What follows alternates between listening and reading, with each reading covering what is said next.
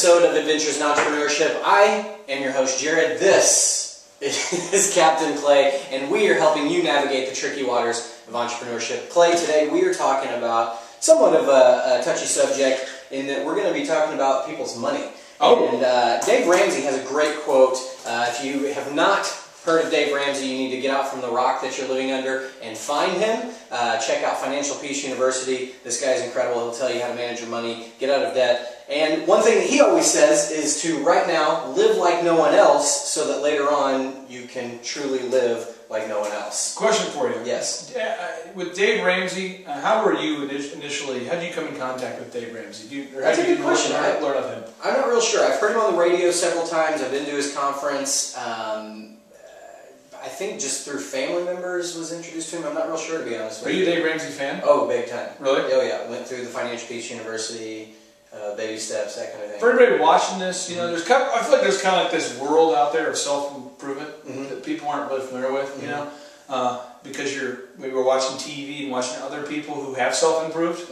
But I think that there's a whole culture out there of great resources that people aren't aware of. But Dave Ramsey is phenomenal, just practically. Even if you're not an entrepreneur and you just want to get your financial stuff in order, just watch his program. Go to Dave Ramsey, DaveRamsey.com. Watch his program, listen to his program, get his stuff. It's very practical ways to help you get out of debt right now. It's phenomenal. It is incredible. Well, speaking of this then, how should entrepreneurs, since that's who obviously we target, how should they live differently from everyone else? First off, if you're an entrepreneur, again, all the stats show that well over 90% of all businesses fail during that first year. Why? Personally, I believe that most entrepreneurs who fail because they try to live like everybody else while trying to be an entrepreneur, which is very rare. So how should you live differently? One, you've got to be a frugal dude or a frugal lady. You want to be frugal, though. You have to make sure that you are frugal. I mean, that is just, I can't think of anything more basic than to tell you. If you're an entrepreneur, you can't have a gym membership to a gym that you don't attend. If you have a gym membership, you better be going there, and if not, you better cancel it. As an entrepreneur, you can't afford to have an elaborate weekly entertainment budget to take your wife on a date if you don't make a lot of money. You might be a dollar movie kind of guy. That's fine.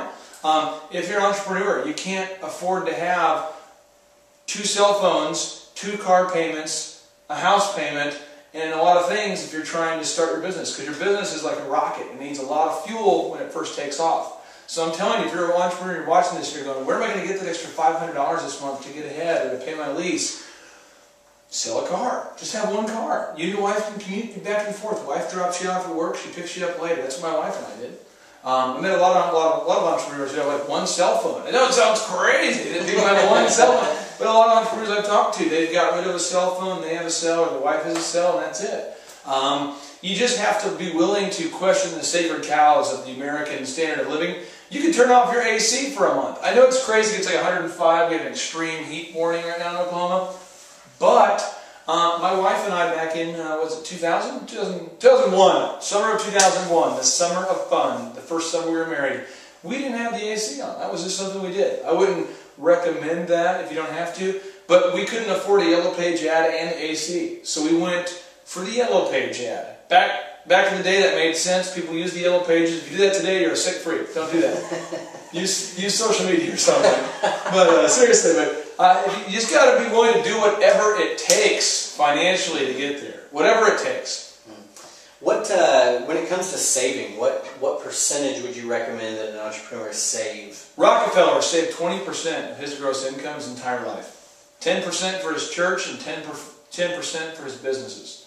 Now, here's what's crazy. When he worked as an assistant, as an accountant in a produce shipping company back in the day, he saved his first job a little over half of everything he made for the first 3 or 4 years of his career. And that was because he was 16 years old and was trying to support his mother and a variety of other things. And he was saved so much that after I think it was 3 or 4 years of working there, he was actually able to buy out a majority share of the company and take over it. You know? That's crazy. I met a guy years back who bought an oil and gas company, and he was an employee there, worked there, and just went about his business and saved 30 to 40% of what he made every year. He'd been there like 20 years, and the company went into financial peril. He was in his late 40s, and they needed about $500,000, and they didn't have it, and banks weren't lending at the time. So he offered $500,000 for majority ownership of the company. And as a 45-year-old man, 45, 46, he ends up buying more than half ownership of an oil and gas company. You know, just an average employee. He wasn't a guy who was in leadership. He wasn't somebody who had grown up with a lot of wealth. He didn't take a big loan out. He just saved more money than what he needed to.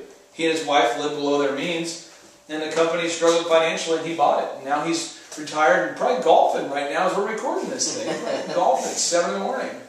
Why would you say that saving is so vital? Obviously, what you just said of Rockefeller buying a company, this gentleman buying this company, but why is it that saving is so crucial? Well, I get about 3 profound quotes a year that I come up with original stuff, and here you go. When you save money, you are buying opportunities in the future. That's what it is. Saving money now is buying opportunities in the future. So if you save money now, as we did travel deeper and deeper into the waters of the recession, people will say, hey, you know what? Honey, we got to put that couch on Craigslist, baby. We got to put that on Craigslist. We got to put our car on Craigslist. Hey, we got to put all of our photography cameras on Craigslist. Hey, we got to put an oven on Craigslist. We've got to put, and you know who's going to buy it? You. Because cash is king, and when you save now, you're buying things later. It's unbelievable the opportunity, the momentum you can create. And just a real example for you. I save money, trying to get the DJ business going. Next thing you know, I had a unique opportunity to start a wedding show, a big bridal show in Tulsa at the Renaissance Hotel. And I just happened to have the money available. And for me, that $15,000 I had on hand at the time in order to buy those initial commercials and reserve the ballroom, I can honestly tell you, that was one of the pivotal moments for me to grow from an independent company to a big company, from a little guy doing 4 weddings a week, to a big company doing 40 or 50 a week, was being able to start that wedding show. And you know why? Because I saved some freaking money and I was able to buy some opportunities. But that means my friends are saying, homie, do you want to go out and get some hot wings? Yeah. No, I can't afford it. Or hey, do you want to go on a trip with us? I would like to, but I'm saving money for some theoretical opportunity in the future. hey, would you you go to the store and you're tempted to buy hats and clothes and things you want, dudes want. I didn't do it, and I kept kind of what do you call it? Just sacrificing short term, and just kept thinking, okay, someday an opportunity's going to come along, and then bam, it happened, and that's what happened. Now, the kind of the question on everybody's mind right now: do you enjoy saving? I think I do now, because when you save money, initially it's terrible, and you're going to go, gosh, I just want to buy this cab driver's hat from Jerry. The other day, specifically, I was at a Rangers game, and my son wanted the Rangers hat. The Rangers hat. What is that? Rangers shirt. He wants a Rangers hat. He wanted the bat. He wants the ball. He wants a snow cone. He wants ice cream. He wants the whole deal. He wants the big package. He wants the deluxe premium package. He wants He wants to do a wedding reception package. He wants it all. But you have to just be frugal and say no, and you have to explain to him, not right now, because in the future something great will happen, and we need to have money for that. You need to save for that. So now, short term, I wish I could buy my son 17 snow cones. I think every dad wants to do that. But long term, I see the huge opportunities that are out there if we save and we are frugal. So now I actually look forward to saving, because I know that I'm going to be buying something awesome in the future. That's what I'm All right, send us off here, 30 seconds or less.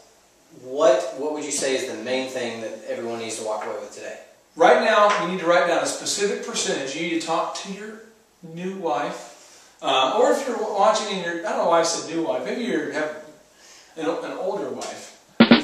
Anyway, girlfriend, you want to talk to your significant other and say, what is a percentage of our income that we can save no matter what? And don't be weird and say, well, we'll tithe, and then we'll kind of figure out how much we have at the end of every month. That's weak sauce. Determine an amount right now you're going to save, and then just do the things needed to stick within that budget. So make sure that you determine a definite, specific amount that you want to save per month, and then write down a definite, specific goal that you have, something that you're trying to save towards, and that way there's a reward at the end.